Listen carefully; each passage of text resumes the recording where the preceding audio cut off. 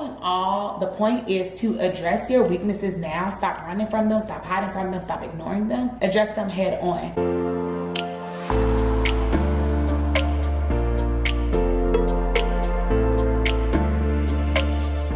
Hey y'all, welcome back to Made It to Medicine with Vix. That's me. I'm a second year medical student at UICOM Chicago. I come to you weekly with videos about my pre-med to med school life, everything in between. All right, so today I want to, it's kind of like a little rant, a ramble, but also something to help you out. I'm going to talk to you about the required classes for medical school and then the classes that I wish I had taken before I got into medical school, because yes, your girl is struggling. And by struggling, I mean I have to put in a little bit of extra work. It's seeming like more than others who had actually prepared for or had previously taken these classes before attending medical school, but we're gonna get into that. But before we do, be sure to like this video. Like seriously, stop what you're doing right now.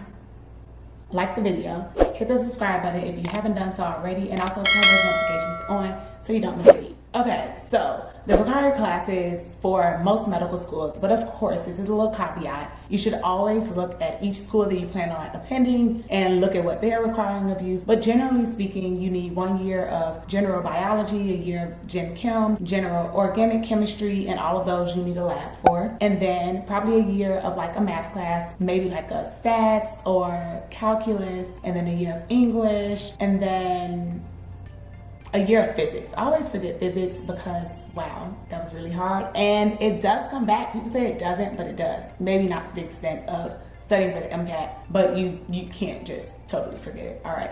So anyway, those are like the core classes that you should definitely enroll in as an undergrad student or trying to fulfill those pre-med prerequisites, but also sit for biochemistry, because I know a lot of schools, they make that a requirement, even though that's not over the overarching required classes when I looked it up. So some classes that I took that were helpful or have been helpful thus far in medical school, we'll start with the last one. I said biochem. And I don't know if it's just because I've always enjoyed chemistry, and then like biochemistry clearly is a little bit of biology and it's a little bit of chemistry. And in medical school, everything is around clinical correlates. So like pathology, what's going wrong with the person and what are we gonna do to make them back to normal or healthy. And so like biochemistry, we actually started my first semester or my first block of medical school with biochem, and we did majority of it really in like 1 week or like 2 weeks. So I took medical biochemistry when I was at MedPrep and at Rosalind Franklin's post-grad program. And so med biochem, we didn't just talk about metabolism, but we also did the clotting cascade and like all those pathways. And for some of my classmates, when they were sitting in, they're just like, what is going on? This is a lie. And I'm just like, high key, I was pretty much chilling. I did, kind of fumble the bag a little bit, because I think when you have already taken a class, you kind of feel like you don't have to study as hard. I mean, you don't have to study as hard, but you still need to study. And my thing was like, oh, I know this, been there, done that, don't need to study. So that's why I didn't pass that first quiz last year. I'll link that video up above somewhere about my first 2 weeks of my first year medical school. Cool beans. But I will honestly say that that prepared me. Now, what other class prepared me? I ain't got none. Because when I took physiology previously in graduate school, it was kind of like take this class because it'd be good for you for medical school. But people were telling me that, but I'm also like, I'm gonna forget it anyway, so who really cares? So I wasn't really studying how I needed to study. I studied well enough to get a B in the class, to pass it, but I wasn't doing spaced repetition or active studying. It was kind of like cramming the entire time. And if you cram, that information is only in your short-term memory, not in your long-term memory. So basically I played myself. So some classes I highly recommend, at the top of my list, is going to be anatomy. A lot of students, when they come to medical school, and they're just like, wow, this was kind of different. And if you can, I would actually do anatomy with cadavers. Because like in my family, it's been tradition to remember your loved one as they were when they were still alive and don't really view the body at the funeral service. So when I first went to gross anatomy lab, I was a little freaked out because it was a cadaver in front of me. I'm not used to looking at bodies that are not living or alive. And the smell of formaldehyde is very, very strong because they need that to preserve the bodies. And it was just a lot for me, and the deeper that we got into anatomy lab, I was just transformed.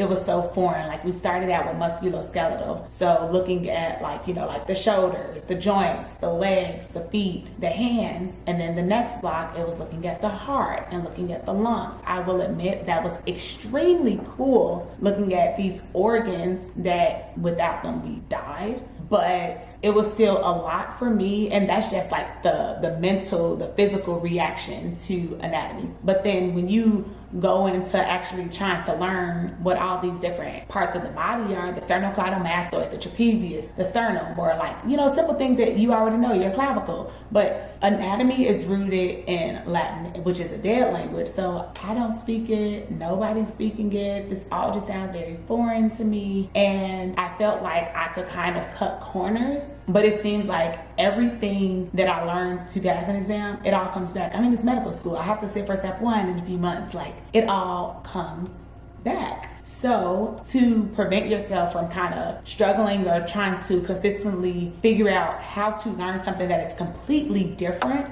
I'd highly recommend taking anatomy in undergrad, taking anatomy post-undergrad, you know, before you start medical school. Take anatomy. And even if you don't take anatomy off of YouTube University, you know what I mean, then be consistent with it, but like try to get through all the organ systems so that you're kind of familiar with these words that you've never heard before. Oh, pathology. I'm not even sure if that's a class that they will offer, but I would highly recommend that too, because all of medical school is about pathology. You know, doctors want to fix people. They want to get you back to whatever your normal state was. And pathology is going to come in so many different forms. Like we're talking about vitamin deficiencies if we're going back to block 1, or right now we're talking about lesions. Like where's the lesion in the spinal cord? Where's the lesion in the cerebellum, the cerebrum? Where is the lesion? I'm about to start working on like strokes very soon. Where did this person have the stroke at? Or it's basically like what is going on pathologically that we need to reverse or give them surgery, or like can we just locate where the problem is?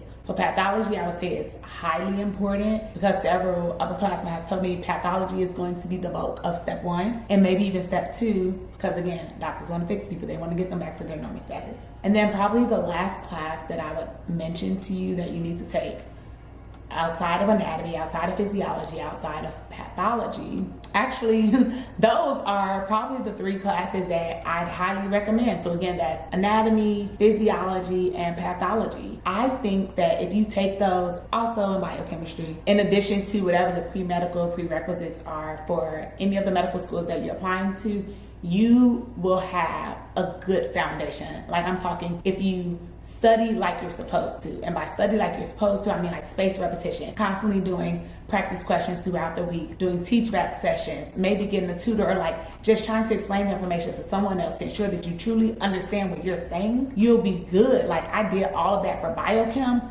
I didn't struggle in biochem at all. Like today, you could ask me something about one of these metabolic pathways. I'm gonna pretty much get it. It might take me a little bit, but I'm gonna get there because it's there. Oh, maybe the other class would probably be pharmacology. And that's like, I'm not good at pharm.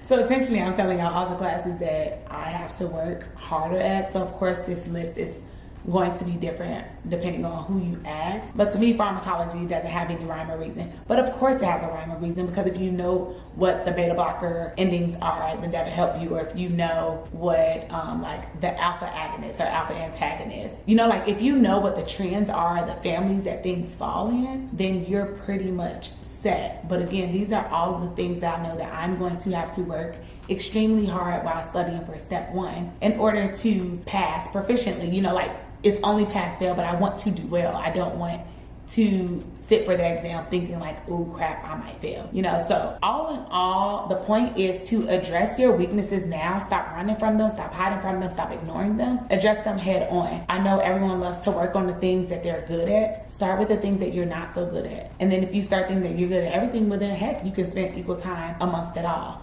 But be real with yourself, because when you sit down and take exams, you're not taking an exam with your friends, you're not taking an exam with your parents, you're not taking it with whomever, you're taking it with you. And so you need to be honest about what your deficiencies are and the areas that you're just so well rounded in. But all in all, do what's going to be best for you and to set yourself up for success in medical school. And also know that if you do struggle with something in medical school, that's okay too, because I mean, we are not doctors, we are just trying to become doctors. So we are not them yet, but we'll get there eventually. That's all I got for y'all this week. So if you haven't done so already, please hit the like button. It makes me feel good to make me know like people actually liking the content that I'm putting out there. And also hit the subscribe button, and I'll see y'all next week. Bye.